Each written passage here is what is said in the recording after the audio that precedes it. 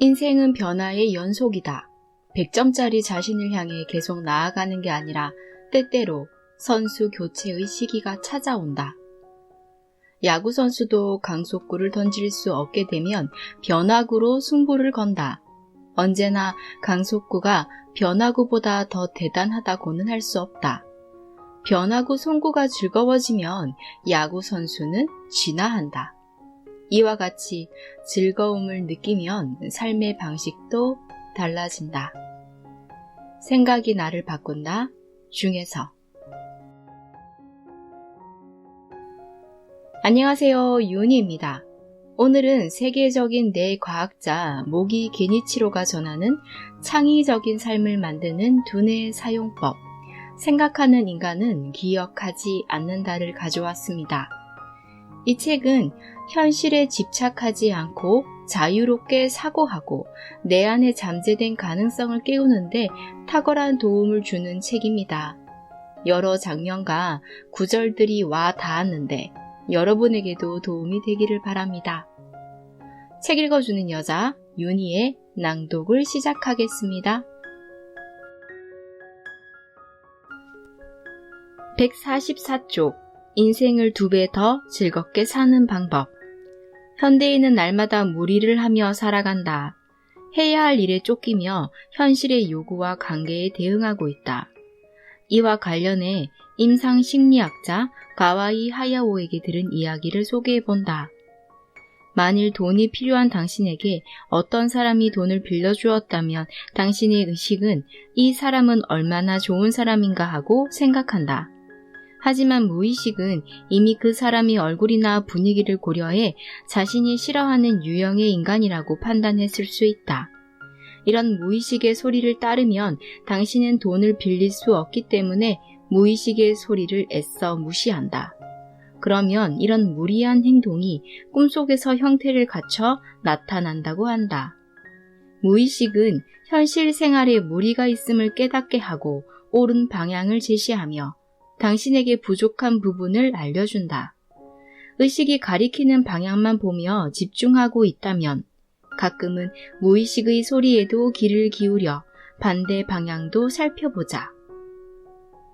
당신의 인생이 점점 균형을 찾아가면서 인생이 원만해지고 풍부해질 것이다. 인생을 2배, 3배 더 즐겁게 사는 만능이는 지금과 정반대의 방향으로도 변화를 적극적으로 시도할 수 있는 사람이다. 사장의 핵심 내용. 뇌는 명령뇌와 복종뇌 두 종류가 있다. 뇌의 욕망을 알아채려면 무의식이 보내는 편지에 주의를 기울여야 한다. 뇌가 성장할 여지는 안심과 불안 사이에 있다. 과거에 소중히 했던 대상이나 일을 생각해내면 무의식이 자유롭게 소리를 낼 수 있다. 과거의 기억을 생각해내는 일은 뇌에 비타민을 공급하는 것과 같다. 무의식의 소리를 들으면 변할 수 있고 인생이 더욱 풍부해진다. 나를 발전시키기 위해서는 과거에 그만두자라고 포기한 일을 다시 해보자. 하고 싶지 않은 일을 할 때는 교환 조건을 내걸고 해보자. 어린 시절에 아끼던 대상을 생각해보자. 하루 중 멍하게 있는 시간을 만들자. 164쪽 인성이 좋은 사람의 창조성. 공자는 논어에서 나이 30에는 우뚝 섰으며 40에는 미혹됨이 없었고 70에는 마음이 원하는 바를 따라도 법도에 어긋남이 없었다라고 했다. 70살에는 하고 싶은 대로 해도 윤리에 어긋나지 않았다니 대단하지 않은가? 이는 경험과 반성 그리고 학습을 반복해 내 속 회로의 균형이 마치 숙성된 와인처럼 원숙해졌다는 의미다. 원숙은 욕구가 없어지는 게 아니라 모든 게 균형 있게 성장해 내 속에 특별히 돌출된 회로가 없음을 뜻한다. 무슨 이유에선지 나이 들면서 덕망을 잃는 사람도 있다. 잘난 체를 하거나 다른 사람의 의견을 듣지 않는 것이다.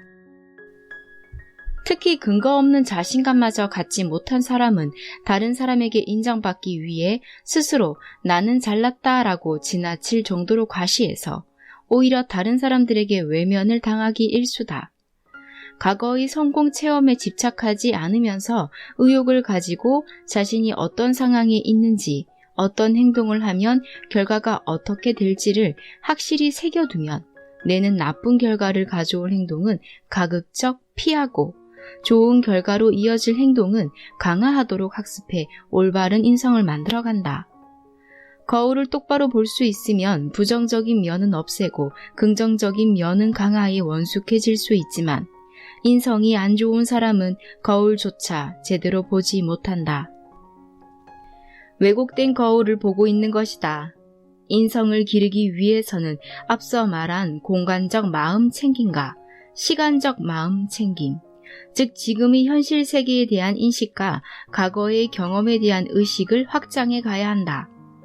아직까지 모난 사람이 창의성이 뛰어나고 원만한 사람은 성공 같은 건 못한다거나 도덕적인 사람은 재미없다고 생각하는 사람이 있다면 다시 한번 생각해보자. 성공한 사람은 확실히 이미지가 날카롭기는 해도 그 결과는 그렇지 않은 경우가 대부분이다. 예컨대 IT 연구자이자 미디어 아티스트이며 사업가인 오치아이 요우이치는 매우 예민하다는 인상을 풍기지만 실제로 만나보면 댐댐이가 좋은 편이다. 탤런트이자 우주 개발 사업을 하고 있는 호리에 다카후미나 디지털 아티스트이자 실업가인 이노코 도시유키도 마찬가지다. 그들은 터무니없이 상식에서 벗어나는 말을 하거나 행동하는 사람처럼 보이지만 실제 사업 파트너나 일 자체에 대해서는 매우 예의를 갖춘다. 주위를 살피면서도 자신의 욕망에 충실한 삶을 살고 있다. 정말로 본바탕까지 모관한 사람에게는 동료도 일도 점차 줄어들 것이다. 세상 사람들이 좋아하지 않을 가능성이 크기 때문이다. 오치아이, 호리에, 이노코 등은 확실히 이미지가 날카롭지만 실제로는 협조성이 뛰어나다. 그저 남다른 일을 하고 있어서 눈에 띄는 것뿐이다. 정말로 인성이 안 좋고 다른 사람을 업신 여기는 사람은 상처받지 못하고 일도 주어지지 않는다. 극단적으로 말하면 특수한 재능은 없어도 사람의 마음을 읽고 항상 다른 사람을 위해서 행동하는 사람은 다른 사람의 호감도 얻고 일도 따른다. 이것도 하나의 창조성이다. 우리는 예민한 게 멋있다는 시각에서 벗어난 원숙의 효용을 진지하게 생각해야 하는 시기에 와 있다. 예리하고 화려하며 시선을 확 사로잡는 것을 훌륭하다고 여기기보다 수수해 보일지라도 정말로 깊은 생각, 평생 지니고 갈 수 있는 깊은 지혜란 무엇일지 다시 생각하고 이를 갖추면 자신뿐만 아니라 많은 사람에게 도움이 될 것이다.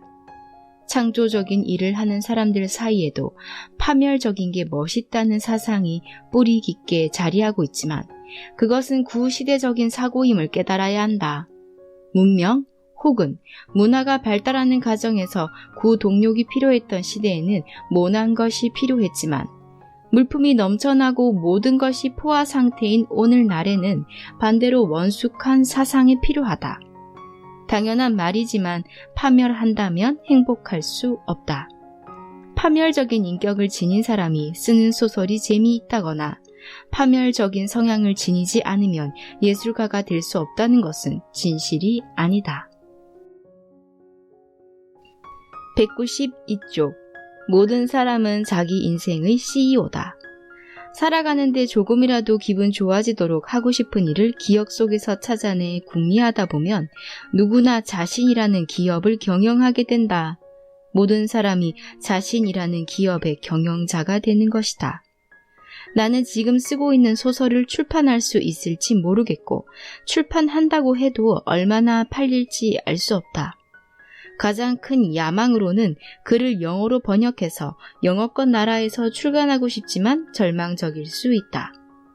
그런데도 나는 경영인의 입장에서 이 프로젝트를 하겠다고 판단했다. 목표를 달성할 수 없을지도 모르지만 진행하기로 결정한 다음 글 쓰는 시간을 할애하고 있다.